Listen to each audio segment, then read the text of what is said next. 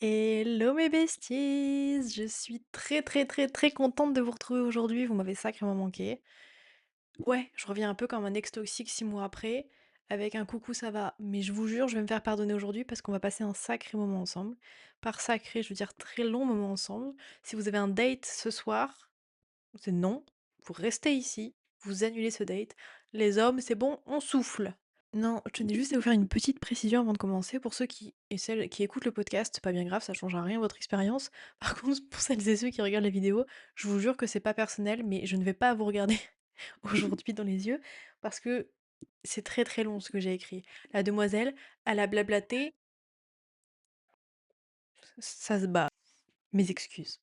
Comme je le disais, j'ai beaucoup, beaucoup, beaucoup papoté et j'ai beau essayer de couper des morceaux, mon cœur ne veut pas parce que c'est un sujet qui me touche tout particulièrement. Et écoutez, ce podcast à la base, c'est pour que je vide mon sac. Donc, je vais vider mon sac et vous annulez votre rendez-vous de ce soir. Ça me semble ok comme deal quand même. Bref, du coup, je vais lire parce que il y a beaucoup de pages quoi. Mais je vous jure, ça va être chouette, on va passer un bon moment. Peut-être qu'on va chouiner. Enfin, peut-être que je vais chouiner. Bon, écoutez, c'est la vie. Alors, préparez-vous.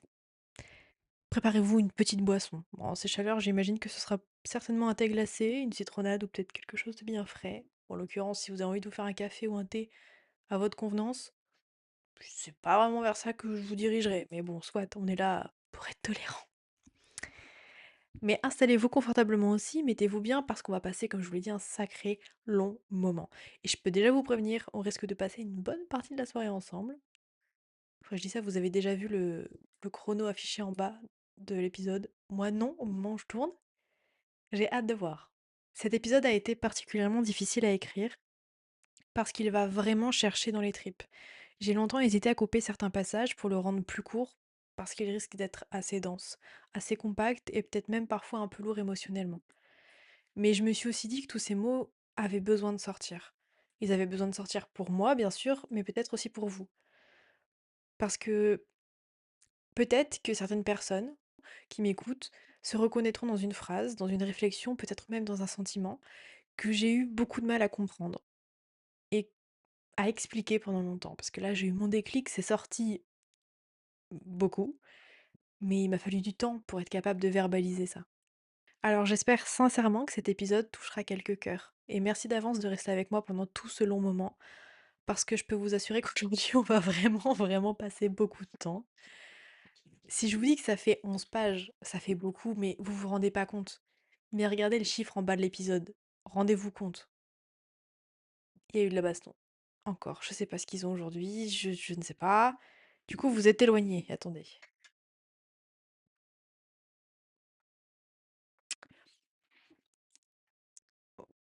Reprenons. On peut se concentrer ou les élèves du fond de la classe continuent là de casser les pieds. Merci bien. Concernant le sujet du jour, j'ai longtemps cherché la meilleure manière de l'introduire. Je voulais préparer une introduction qui soit parfaite, très claire, très travaillée, avec même une belle transition qui donnerait envie de continuer à écouter. Mais en vérité, comme cet épisode va justement le montrer, la perfection, ce n'est pas vraiment mon dada, quoi. Et enfin, je dirais plutôt que j'ai passé beaucoup trop de temps à essayer de la poursuivre. Alors, je me suis dit qu'on allait simplement rentrer dans le tas. Voilà, c'est clair, net et précis. Mes cheveux me dérangent, j'ai changé de coupe de cheveux. Mais alors, en ce moment, je fais une petite parenthèse parce que bon, faut bien que je raque ma vie aussi. J'ai changé de coupe de cheveux, c'est-à-dire que j'ai fait un carré. Un carré, carré. Vous avez le droit de me chafouiner, j'ai peut-être coupé mes cheveux en carré sur cheveux lisses. Alors que comme vous le voyez, ou comme vous le savez, j'ai les cheveux bouclés, bouclés, bouclés. C'est ok, moi j'aime jouer avec le feu. Un petit peu pyromane sur les bords finalement. Et en plus j'ai changé de couleur. Hyper fan de mes cheveux quoi. Mon petit carré lisse bordeaux cerise là. Épousez-moi s'il vous plaît, j'attends la bague. D'accord? Maintenant ma frange, elle n'a d'intérêt que quand j'ai les cheveux lisses. Quand j'ai les cheveux bouclés, à part me faire des doigts d'honneur, mes cheveux ne me font rien. Voilà. Toujours dans la joie et la bonne humeur finalement. Donc si je râle, et je risque de râler, sorry but not sorry, I'm just a girl. Aujourd'hui, on va parler de l'image que l'on a de soi. On va parler de la manière dont le regard des autres peut finir par construire notre propre regard, sans même parfois que l'on s'en rende compte. Et plus précisément, je vais vous parler de la manière dont j'ai fini par définir même toute ma personnalité à travers mon physique. Et je dis bien la manière dont j'ai fini par définir mon physique, ma personnalité. Elle arrive plus à réfléchir. Minute 5, elle n'arrive plus à réfléchir et à parler. Ça va être très long. Parce que pendant très longtemps, j'ai pensé que le problème venait uniquement du regard des autres. Je pensais que les autres me réduisaient à mon apparence, qu'ils ne voyaient rien d'autre en moi et qu'ils m'empêchaient d'exister autrement. Et puis, j'ai compris quelque chose de beaucoup plus inconfortable. À force de croire que les autres ne voyaient que mon physique, bah j'avais fini par ne plus voir que ça, moi aussi. Alors préparez-vous et préparez une boîte de mouchoirs, j'ai pas pensé, mais votre doudou, boîte de mouchoirs, paquet de chocobons, ça va pas être agréable, mais on y va. Pourquoi ai-je fini par définir ma personnalité par mon physique, alors que la personne que je suis, celle que je découvre et que je construis un peu plus chaque jour, ben, je l'adore. Pourquoi est-ce que j'ai si longtemps eu l'impression de devoir cacher cette partie de moi au monde entier? Parce que Dieu sait que ça m'a apporté pas mal d'inconfort et de problèmes dans mes relations. Alors avant toute chose, je crois profondément que la beauté est subjective, d'accord? Elle existe partout et elle prend une forme différente selon la personne qui regarde. Lorsqu'on dit que les goûts et les couleurs ne se discutent pas, bah, c'est pas une manière polie de dire que quelqu'un est laid. Ça veut simplement dire qu'un homme qui ne me plaît pas pourra être considéré comme incroyablement beau par une autre femme. Et inversement. Voilà, je tiens juste à faire cette petite précision. La beauté dépend énormément du regard de celui qui observe. Mais, malgré ça, de façon factuelle, il existe quand même des critères de beauté qui sont valorisés par la société. Ils vont changer selon les époques, les cultures, les tendances, mais ils existent. Et en toute humilité, je sais que depuis longtemps, je corresponds globalement à ces critères-là. J'ai aussi reçu une éducation qui m'a permis de bien m'intégrer dans ce que l'on attendait d'une enfant en fait. J'étais calme, j'étais polie, j'étais une bonne élève, souvent première de classe. Pas peu fière le brevet avec la mention très bien. C'est pas un gros flex, mais je flex quand même. Et y a quoi? Bref, sur le papier, j'étais un peu la petite fille modèle. Mais pourtant, quand je repense à mon enfance, c'est pas ce qui en ressort en premier. Je suis la seule fille d'une fratrie, composée uniquement de garçons. Ouais.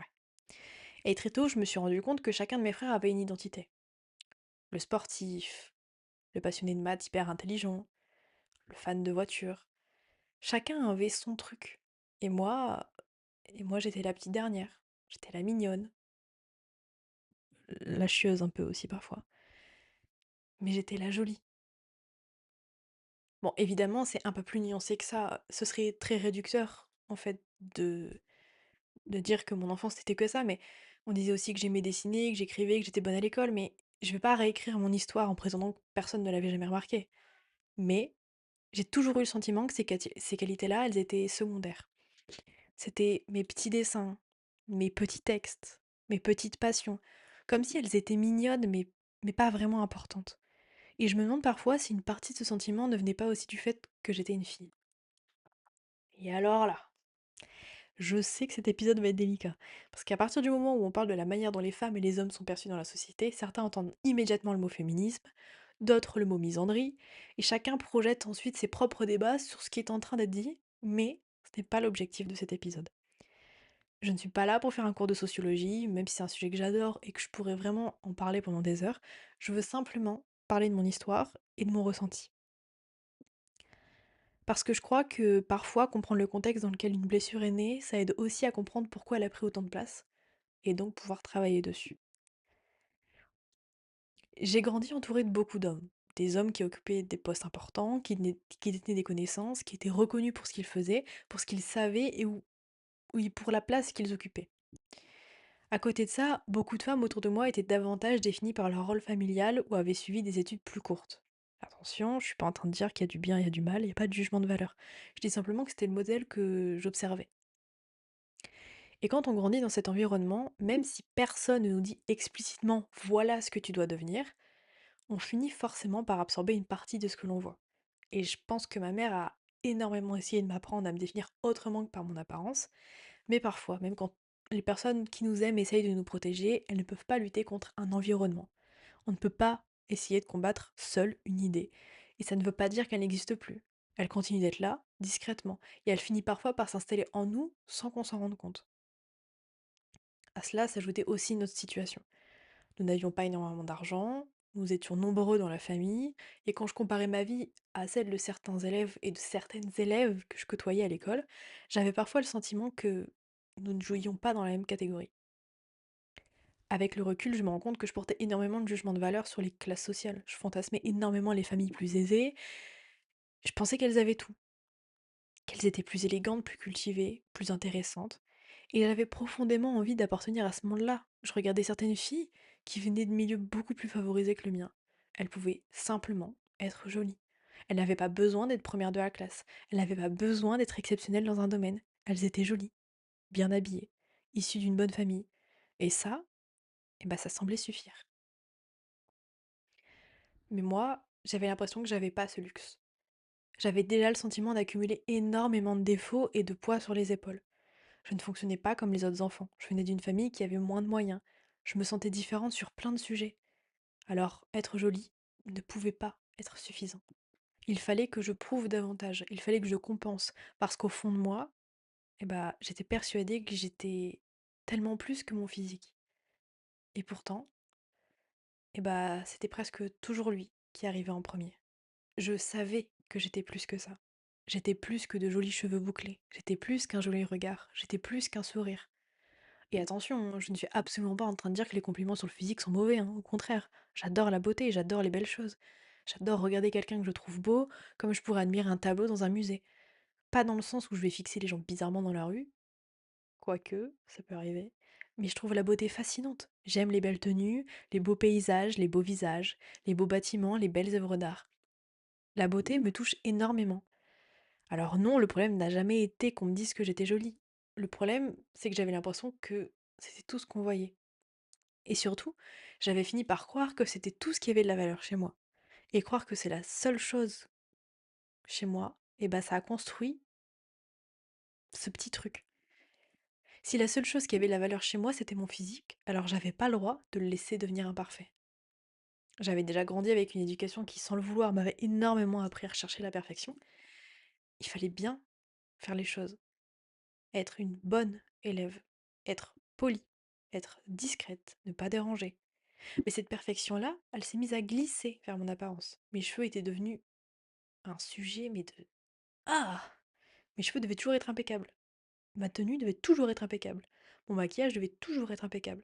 Si je m'épilais, il fallait pas qu'il ne reste un seul poil. Si j'avais un bleu sur une jambe, j'avais envie de le cacher parce que c'était pas joli. T'es pas la meuf qui met le lenticerne sur un genou caché par un jean, mais on sait jamais. C'était pas féminin, c'était pas l'image que j'avais le droit de renvoyer. Une tenue ne pouvait simplement pas être correcte, elle devait être parfaite. Je devais être parfaite. Parce que j'avais l'impression qu'on ne me pardonnerait jamais une imperfection physique. Et au fond, c'était logique. Enfin, logique selon le raisonnement que j'avais construit. Si toute ma valeur reposait sur mon apparence, alors j'avais pas le droit d'être négligée. J'avais pas le droit d'avoir les cheveux en bataille, j'avais pas le droit d'avoir un bouton, j'avais pas le droit d'avoir un poil qui dépassait, j'avais pas le droit d'avoir l'air fatigué, j'avais pas le droit d'être simplement humaine. Parce que dans ma tête, la seule chose que j'avais vraiment à offrir au monde, eh bah, c'était mon physique. Et si je perdais ça, qu'est-ce qu'il me restait? Bref, je crois que c'est là que tout a commencé. Parce qu'il y avait cette petite voix qui revenait constamment. Une voix qui me répétait que je n'étais pas assez. Et la seule qualité que l'on semblait me mettre en avant chez moi était quelque chose qui me paraissait incroyablement fragile. La beauté change, elle évolue. Elle dépend des modes, des goûts, de la fatigue, de l'âge, de la personne qui nous regarde, du milieu. Alors que dans ma tête, les connaissances, elles étaient plus solides. Les compétences aussi, les passions. Je me disais qu'être doué dans un domaine, ça, personne pourrait me l'enlever. Alors que la beauté, un jour quelqu'un pouvait me trouver magnifique et le lendemain une autre personne pouvait me trouver totalement quelconque et insignifiante. Et je ne supportais pas que toute ma valeur repose sur quelque chose d'aussi instable. Je sais qu'on pourrait me répondre que finalement, même lorsqu'on dit qu'on est intelligent, ça reste aussi le regard de quelqu'un, que c'est dans le prisme de notre éducation, notre milieu, etc. Et c'est vrai, Mais dans ma tête d'enfant, ça fonctionnait pas comme ça. Tout était noir ou blanc. Enfin, on va dire que la beauté c'était mal et que l'intelligence c'était bien. Donc l'intelligence, forcément, me semblait plus méritée, plus concrète, plus durable. Et depuis toujours, les gens avaient été fiers de me présenter parce que j'étais jolie. Ils étaient fiers d'être vus avec moi parce que j'étais jolie. Et je trouvais ça terriblement réducteur parce qu'un être humain ne se résume pas simplement à son apparence. Nous sommes tellement plus complexes que ça.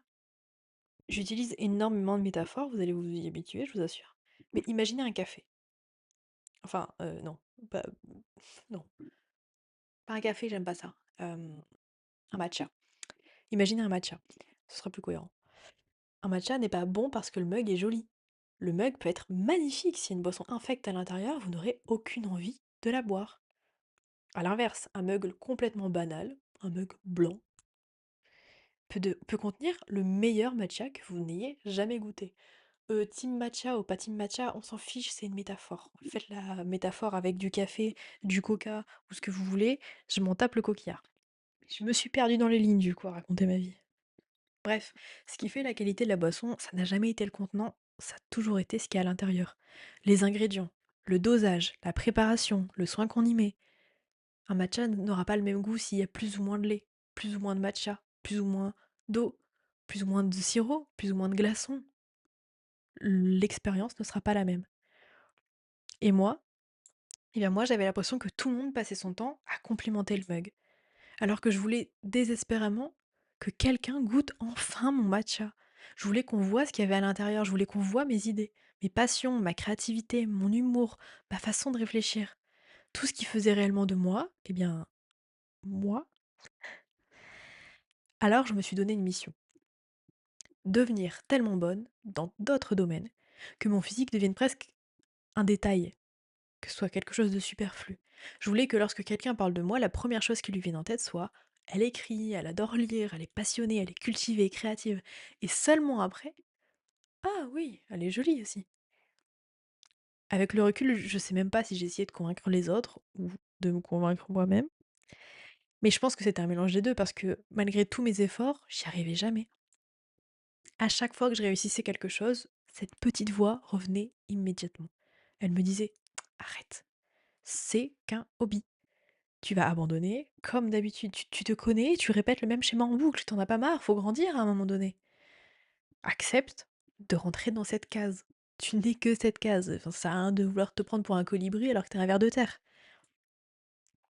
Quand j'ai créé mon entreprise, cette voix était là.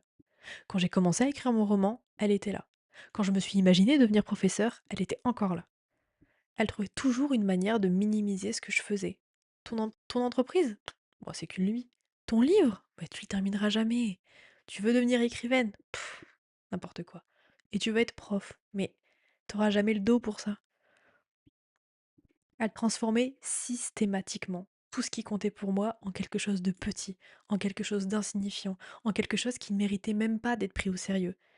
Et je crois qu'au fond, le problème, c'est pas qu'elle ne croyait pas en mes projets, c'est qu'elle ne croyait pas en moi. Cette petite voix, elle m'a suivie partout, dans mes projets, dans toutes mes décisions, dans chacune de mes passions, et finalement dans tout le regard que je portais sur moi-même. Pendant très longtemps, j'ai cru qu'elle disait tout haut ce que les autres pensaient tout bas. Je pensais que les gens me voyaient réellement comme ça, qu'ils me voyaient comme une fille qui commençait plein de choses sans jamais aller au bout, comme une fille qui rêvait un peu trop grand, comme une fille qui voulait toujours être autre chose que ce qu'elle était. Et puis ces derniers mois, il s'est passé énormément de choses dans ma vie. Notamment, j'ai découvert le monde du dating. J'ai commencé à avoir des rendez-vous, quoi. Et oui, mes cops. Et je me suis retrouvée à rencontrer plein de nouvelles personnes, à échanger avec elles, à apprendre à me présenter, à essayer de comprendre comment elles me percevaient. Et sans même m'en rendre compte, je me suis retrouvée à répéter toujours et toujours et toujours le même schéma. J'attendais constamment qu'elles me prouvent que j'avais de la valeur, qu'elles me prouvent que j'étais intéressante, qu'elles me prouvent qu'elles voyaient autre chose que mon physique. J'avais besoin qu'elles me choisissent, qu'elles me rassurent, qu'elles me montrent que j'étais plus qu'une jolie fille. Et puis un jour, je me suis posé une question toute bête. Est-ce que cette petite voix répétait réellement ce que les autres pensaient de moi? Ou est-ce qu'elle répétait simplement ce que moi, je pensais de moi? Je répète. Est-ce que cette petite voix répétait réellement ce que les autres pensaient de moi? Ou est-ce qu'elle répétait simplement ce que moi, je pensais de moi? La réponse paraît presque évidente quand on la formule comme ça, et même de le dire à voix haute, je me trouve presque nulle parce que bon, on connaît la réponse, mais je vous assure que quand on vit avec cette voix dans sa tête là depuis des années, ça ressemble pas à une opinion, elle ressemble à un fait. Et pendant longtemps, j'étais persuadée que le problème venait du regard des autres. Je pensais que les autres me réduisaient à mon apparence, que les autres ne me prenaient pas au sérieux, qu'ils ne prenaient pas au sérieux mes passions ni mes projets, que les autres ne voyaient pas tout ce que j'avais à offrir. Et je ne dis pas que personne ne m'a jamais fait insupportable. Et je ne dis pas que personne n'a jamais fait ressentir cette chose en moi. Ce serait faux. Bien sûr qu'il y a des gens qui m'ont fait ressentir ça. Bien sûr que certaines personnes ont participé à construire cette blessure. Bien sûr que certaines remarques, certains comportements ou certaines expériences ont laissé des traces. Le monde n'a jamais été tout blanc ou tout noir, mais je crois qu'à un moment donné, j'ai continué leur travail à leur place. La petite graine avait peut-être été plantée par quelqu'un d'autre, mais c'est moi qui l'arrosais tous les jours. C'est moi qui la nourrissais, c'est moi qui lui donnais raison. À tel point que je n'avais même plus besoin que quelqu'un me rabaisse, parce que je le faisais très bien toute seule.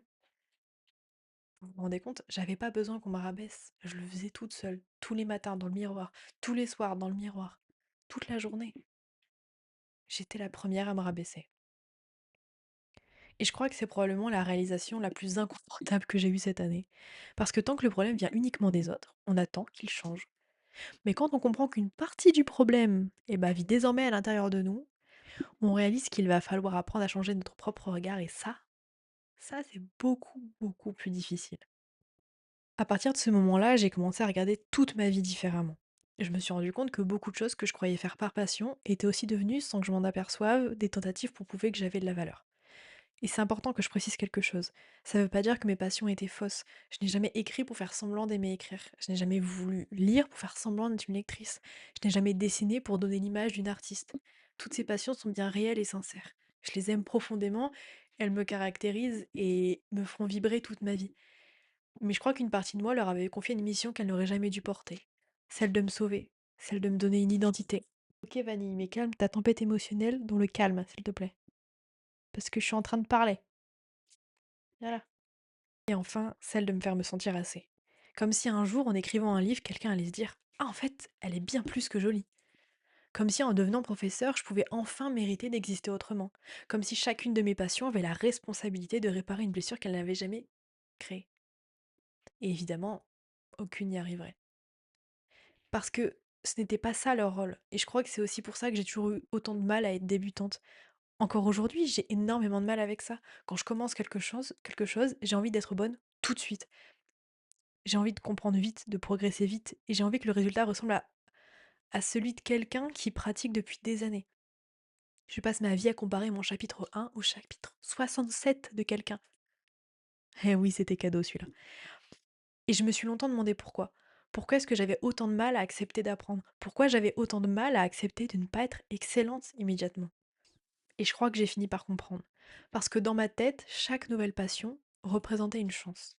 Une chance d'être enfin suffisante, une chance d'être remarquable, une chance d'être enfin quelqu'un. Alors forcément, j'avais pas le droit d'échouer. Et je crois que c'est précisément là que se trouve mon plus gros blocage. À force de vouloir être excellente dans tous ces domaines, je leur ai retiré tout ce qui faisait leur beauté. Ces passions sont devenues des obligations. Je ne pouvais plus simplement aimer écrire, il fallait que j'écrive tout le temps. Et beaucoup. Et bien. Je ne pouvais plus simplement aimer lire, il fallait que je lise énormément. Tous les jours. Même ce que j'aimais pas. Je ne pouvais plus simplement aimer peindre, il fallait que je progresse vite, que je sois douée, il fallait que le résultat soit beau. Et je ne pouvais plus créer une vidéo parce que j'avais une idée qui m'amusait. Il fallait absolument qu'elle soit incroyable, qu'elle soit originale, qu'elle soit différente, qu'elle impressionne, qu'elle marque les gens. Et à chaque fois que je m'attachais à une nouvelle étiquette, j'avais l'impression de devoir être absolument parfaite dans ce domaine. Comme si j'avais plus le droit d'être débutante, comme si j'avais plus le droit d'avoir des jours sans, comme si j'avais pas le droit de commencer par le jour 1. Je m'étais fabriqué un sac à dos tellement lourd que j'arrivais même plus à avancer. Et je crois que c'est ça le plus ironique. À force de vouloir devenir l'écrivaine parfaite, je n'écrivais plus. À force de vouloir devenir la grande lectrice, je ne lisais plus.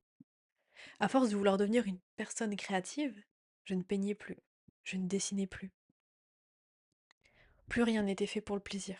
Chaque passion était devenue une preuve à apporter, une preuve que j'étais légitime, que j'étais capable, que j'avais de la valeur. Alors à chaque fois que j'avais envie d'écrire, de lire ou de créer quelque chose, je ne ressentais plus seulement l'envie, je ressentais aussi tout le poids des attentes que je m'étais imposées. Et ce poids, il était devenu tellement énorme, tellement lourd, qu'il me paralysait sur place.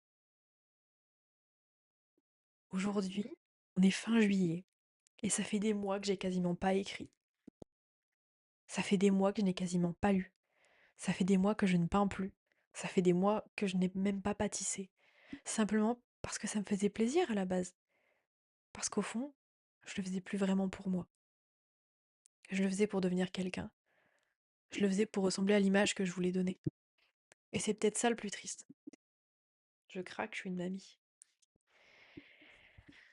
À force de vouloir devenir cette fille passionnée, j'avais complètement oublié de profiter de mes passions. Bref, j'avais pas le droit d'être moyenne, j'avais pas le droit d'avoir besoin de temps parce que si cette passion-là ne fonctionnait pas, qu'est-ce qu'il me restait? J'étais constamment en train de courir après une nouvelle preuve, une nouvelle validation, une nouvelle identité. Comme quelqu'un qui saute d'un rocher à l'autre au-dessus du vide en disant ah, le prochain sera forcément le bon. Alors je testais, j'écrivais, je dessinais, je peignais, j'apprenais des langues, je montais des projets, je lançais une entreprise, je recommençais autre chose. Et à chaque fois, je me disais cette fois, c'est la bonne. Cette fois, je vais enfin devenir quelqu'un. Alors qu'en réalité, j'étais déjà quelqu'un. Je refusais simplement de le croire. Et je crois que c'est ça aussi le plus triste. Parce que j'ai passé des années à chercher une identité, alors que je passais mon temps à fuir la seule personne qui avait toujours été là. Moi. Je peux pas vous dire qu'il y a eu un jour précis où tout a changé, même si j'aimerais bien. J'aimerais pouvoir vous raconter qu'un matin, je me suis réveillée, que j'ai regardé mon reflet dans le miroir et que, soudainement, j'avais compris toute ma vie. Mais c'est pas comme ça que ça s'est passé. Ça a été beaucoup plus lent, beaucoup plus discret. Et je crois même que sur le moment, je m'en suis même pas rendu compte, hein. Et puis ces 10 derniers mois, 6 derniers mois surtout, parce que 10 derniers mois, c'est très précis quand même, hein. Au cours du dernier semestre, c'est plus simple. Il s'est passé énormément de choses dans ma vie. J'ai rencontré des nouvelles personnes, j'ai vécu des situations qui m'ont profondément marquée et j'ai aussi écrit des pages entières où j'essayais simplement de comprendre ce qui se passait dans ma tête. Et petit à petit, un schéma a commencé à apparaître. Je me suis rendu compte que dans énormément de situations, je cherchais toujours la même chose. Je voulais être vue. Et je pense qu'il faut qu'on fasse une petite pause sur cette phrase. Parce que je trouve qu'on entend beaucoup, beaucoup, beaucoup de choses, mais ce qu'on entend souvent dans le fait de vouloir être vu, c'est que c'est quelque chose de négatif, comme si ça voulait forcément dire qu'on cherchait à tout prix de l'attention nocive, comme vouloir être la préférée de quelqu'un, comme si on voulait être au centre de tout, comme si on voulait être admiré. Mais je crois pas que ce soit ça, hein. Je crois pas que ce soit tout le temps ça. Je crois que c'est juste profondément humain de vouloir être vu. On est tous des êtres sociaux, je crois que ça se dit. On construit une partie de notre identité dans le regard de l'autre. Bah, bien sûr, ce regard ne devrait pas être le seul endroit où on cherche notre valeur, mais faire semblant de dire qu'il compte pas, bah, ce serait totalement faux et un peu hypocrite sur les bords. Je pense que tout le monde a besoin, un jour, de se sentir vu, compris, choisi, important pour quelqu'un.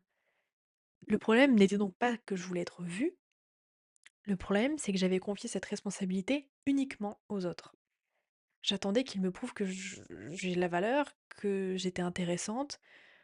En fait, j'attendais qu'ils voient enfin tout ce que moi-même je refuse encore de regarder. Et c'est une attente, mais impossible. Le poids que vous mettez sur les épaules, c'est impossible. Parce que personne ne peut passer sa vie à réparer le regard que l'on porte sur soi. Personne ne peut construire notre estime à notre place. Les autres peuvent l'encourager. Ils peuvent aussi parfois l'abîmer. Mais ils ne peuvent pas la fabriquer. Et je crois que c'est aussi cette prise de conscience qui a commencé à tout changer. J'ai compris que je passais ma vie à attendre que quelqu'un me donne quelque chose que je refusais moi-même de me donner. Je voulais qu'on me trouve intéressante sans jamais m'autoriser à me trouver intéressante. Je voulais qu'on reconnaisse mes qualités sans jamais reconnaître les miennes. Je voulais qu'on me fasse une place alors que moi-même je ne m'autorisais même pas à en prendre une.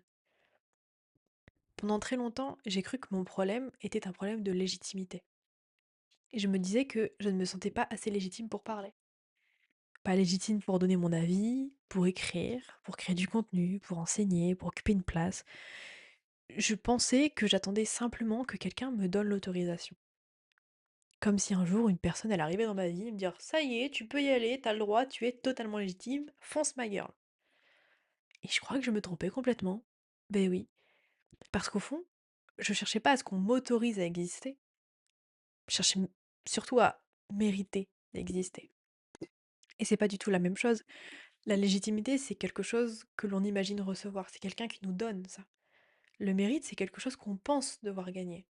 Et moi, j'étais persuadée que je devais gagner le droit d'être aimée, gagner le droit d'être écoutée, gagner le droit d'être intéressante, comme si exister n'était pas suffisant, comme si je devais constamment prouver que je méritais d'être là. Et je crois que c'est pour ça que j'ai toujours voulu en faire plus. Plus de projets, plus de passion, plus de compétences, plus de connaissances, plus de travail, toujours plus, comme si un jour, il y allait avoir assez. Comme si un jour, j'allais pouvoir remplir ce seau percé. Bah, sauf qu'il ne se remplissait jamais, ce seau. Parce que le problème n'était pas la quantité de choses que je faisais, le problème c'était que je pensais ne jamais mériter de les posséder. Même quand quelqu'un me disait «Tu écris bien», je trouvais toujours une raison de ne pas y croire. Et même quand quelqu'un me disait «Tu ferais une bonne prof», je pensais qu'il me connaissait pas assez et qu'il était gentil ou hypocrite. Et même quand quelqu'un me disait que j'étais créative, rien n'était jamais capable de traverser cette armure. Je répondais intérieurement que j'étais pas assez, que je créais pas assez pour être légitime d'être une artiste. Parce qu'au fond, c'était pas les compliments que je rejetais, c'était l'idée que je puisse réellement les mériter. Et je crois que c'est probablement la phrase la plus importante de tout cet épisode. Pendant des années, j'ai cru que j'avais un problème de confiance en moi. Aujourd'hui, je crois surtout que j'avais un problème de mérite. Je pensais sincèrement ne pas mériter les choses positives que l'on disait de moi. Je pensais ne pas mériter qu'on me choisisse. Je pensais ne pas mériter qu'on m'aime. Je pensais ne pas mériter de réussir. Et je pensais ne pas mériter d'avoir une place. Et ça c'est terrible. Parce qu'à partir du moment où on est convaincu de ne pas mériter quelque chose, on finit inconsciemment par repousser tout ce qui pourrait nous le donner. On minimise les compliments, on doute des personnes qui nous aiment, on se sabote. On remet toujours le bonheur à plus tard. Parce qu'au fond, on attend encore de devenir quelqu'un qui le mérite, alors qu'il n'y a peut-être rien à mériter. Peut-être qu'il y a simplement qu'à accepter. Et je vais pas vous mentir, comprendre tout ça, ça a absolument rien changé du jour au lendemain. Ce serait encore beaucoup trop beau ça. Il y a encore des jours où cette petite voix, elle est là. Des jours où je doute, des jours où je me compare, des jours où j'ai encore l'impression que je fais pas assez, que je ne suis pas assez. Mais il y a quelque chose qui doucement a commencé à changer en moi. J'ai commencé à faire certaines choses pour moi. Enfin, c'est ce que je me racontais. Parce que si je suis totalement honnête avec vous, au début, c'était pas complètement vrai. Je me répétais, je fais ça pour moi, hein. Alors qu'au fond, il y avait encore une grosse partie de moi qui espérait qu'un jour on le remarquerait, quoi. Qu'on me trouve plus intéressante, plus disciplinée, plus jolie, plus impressionnante. Et je crois que c'est important de le dire. Parce qu'on entend souvent qu'il faut faire les choses uniquement pour soi. Comme si du jour au lendemain, on pouvait effacer 20 ans de fonctionnement. Moi, j'y suis pas arrivée, et si tu n'y arrives pas, bah c'est normal. Parce que c'est pas grave, parce qu'on est des êtres sociaux, encore une fois. Le regard des autres nous influence, qu'on le veuille ou non. Le tout, c'est de faire disparaître cette influence. C'est de plus la laisser être à elle seule le guide de nos choix. Je vais prendre un exemple très concret et très actuel, le sport. Pendant des mois, j'ai voulu reprendre le sport. Bon, je faisais une séance, puis plus rien pendant 3 semaines, voilà. Et pendant ces 3 semaines, je ne pensais pas... je n'ai pas fait de sport. Moi, je le voyais comme: «Tu incapable de tenir une routine, tu abandonnes toujours, tu ne finiras jamais rien. T'es qu'une bonne à rien». Chaque séance ratée devenait une preuve que cette petite voix avait raison. Et je le crois, sur l'instant. Comment je pourrais croire qu'elle a tort? Mais aujourd'hui, ce que je crois, c'est que je comprends mieux pourquoi. Parce que mes motivations, elles étaient presque entièrement externes. Quand on regarde les réseaux sociaux, les applications de rencontres ou simplement les discours qu'on entend autour de nous, il y a toujours cette image de la fille sportive, la fille disciplinée, celle qui prend soin d'elle, et inconsciemment j'avais ajouté une nouvelle étiquette à ma liste. Je voulais être cette fille-là. Je devais être cette fille-là. Je voulais qu'on puisse me regarder et se dire: «Waouh, elle est sportive, regarde son corps et puis elle est disciplinée». Je voulais être fière de cette image. Je voulais qu'on m'envie, qu'on veuille être à ma place. Alors oui, je voulais que les autres soient fiers de moi et forcément, j'arrivais pas à tenir parce que je faisais pas du sport pour ce qu'il m'apportait, je le faisais surtout pour ce qu'il racontait de moi. Puis petit à petit, l'oiseau a fait son nid et quelque chose a changé. J'ai commencé à me regarder moi, pas l'image que je pouvais renvoyer, juste moi. Et un matin, sans trop savoir comment, je me suis levée avec une seule envie, celle d'aller courir. Et oui, je vous jure, c'est pas une IA qui parle, hein, c'est moi.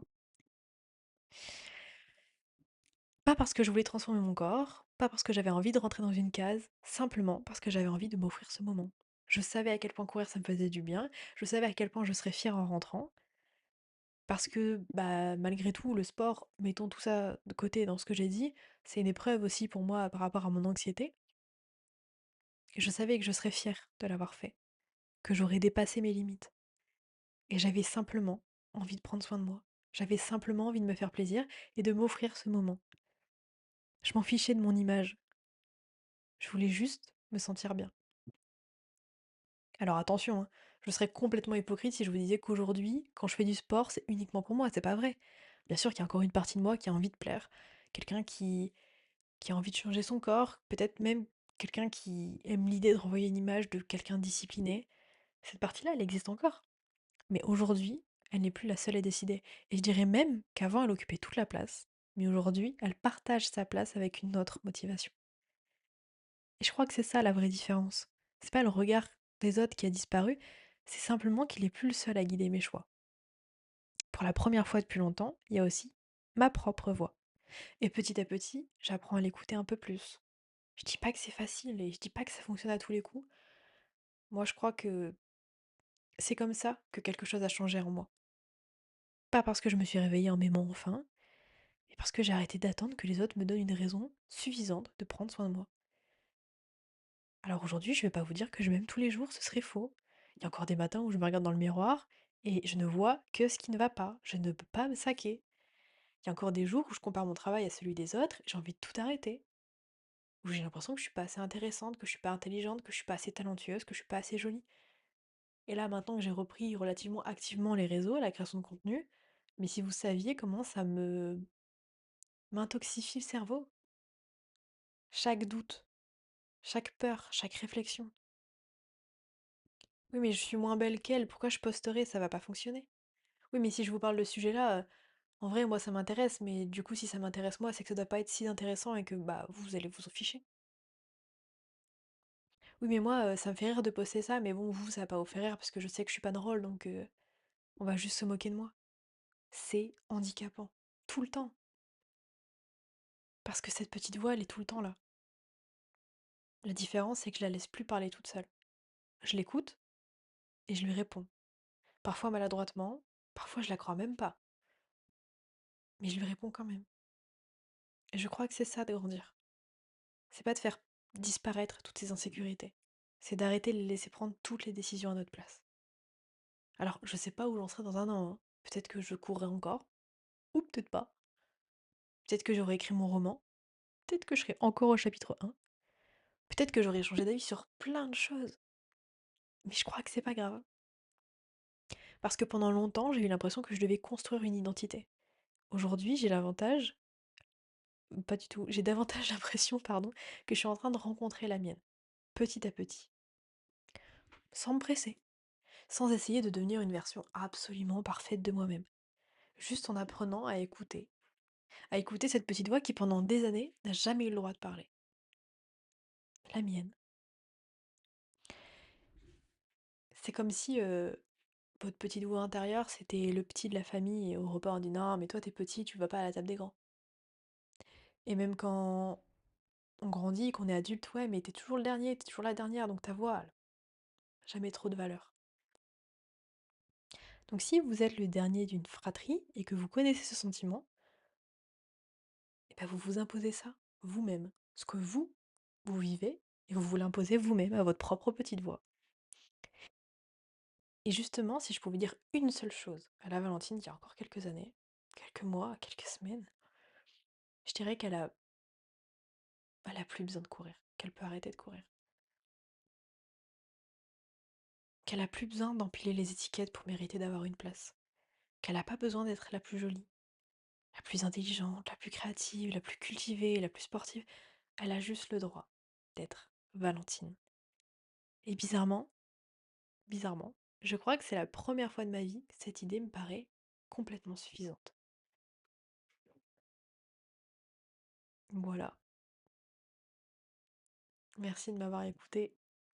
Ça va, j'ai pas chouiné parce que je me suis entraînée plein de fois, mais je vous assure que je chouine de l'intérieur. Prenez soin de vous. Je vous aime avec beaucoup, beaucoup d'amour. Et surtout, n'oubliez pas, n'oubliez plus, n'oubliez jamais de prendre soin de la personne avec laquelle vous passerez toute votre vie, vous-même.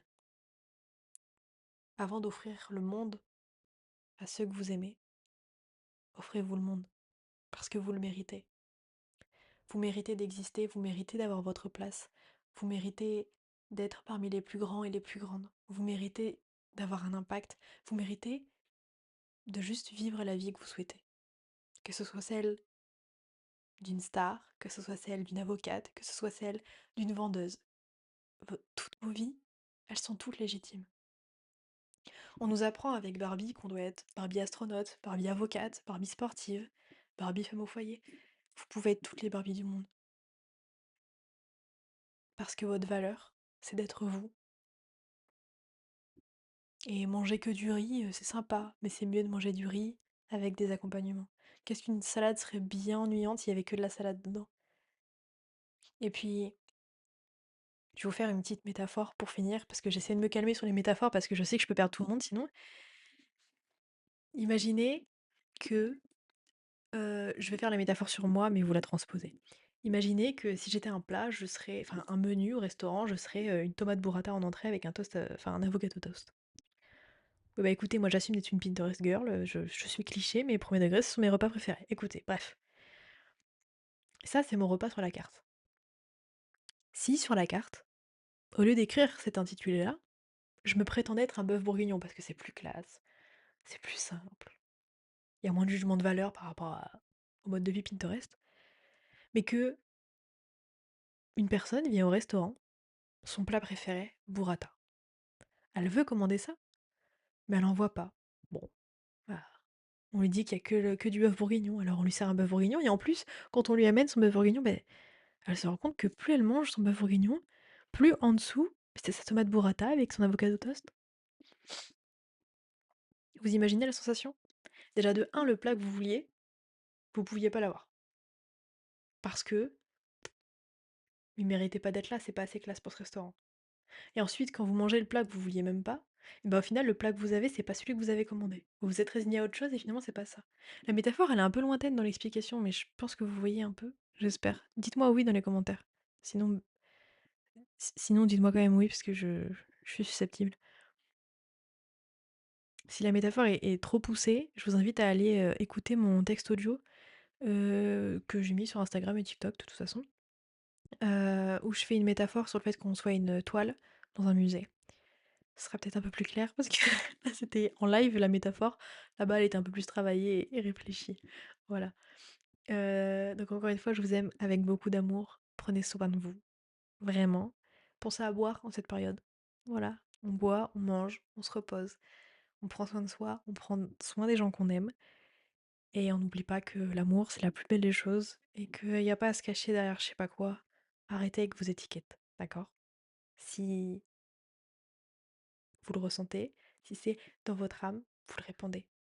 Parce que c'est la plus belle lumière qui puisse nous éclairer. Je vous fais des bisous et on se retrouve la semaine prochaine pour le 4e épisode d'Entre Besties.